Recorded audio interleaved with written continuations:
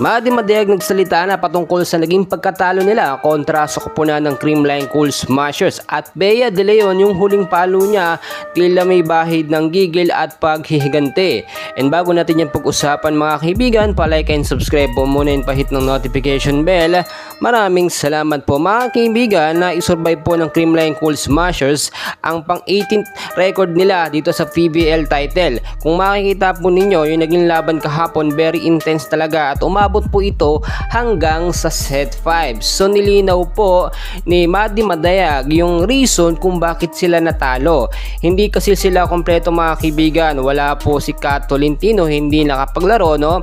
Nabawasan po sila ng 3 star player, which is naging problema yon or isa sa main factor kaya humina ang Chocomocho Flying Titans. Humina pa sa lagay na yun mga kaibigan, pero kung nandoon daw po yung mga hindi nakapaglaro tulad ni Kat Tolentino ay masisigurado or mas malaki yung chance nila na manalo sa Creamline Cool Smashers.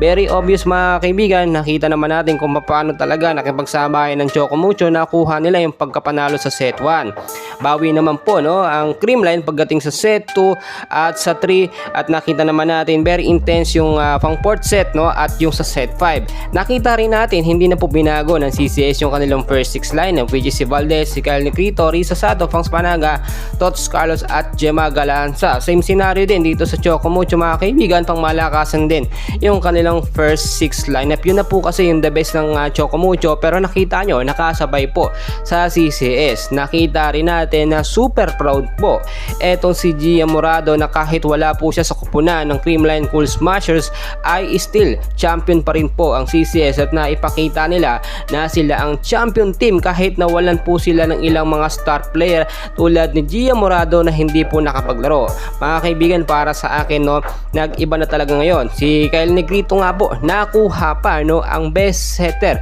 dito nga po sa PBL ngayong conference at inaasahan natin na mas magtutuloy-tuloy pa ang kanyang magandang performance, ang kanyang pagbibigay ng set dito nga po sa mga player ng Creamline.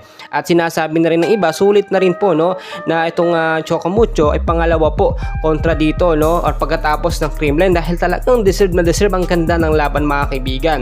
Alam naman natin na malakas ang Creamline pero malakas din naman ang Chocomocho Flying Titans. Sinasabi nila, no, at kahit po si Dante Alinsunurin na hindi talaga nila kayang talunin etong champion team ng Creamline Cool Smashers. Pero syempre ginawa lahat ng CCS para manalo sila.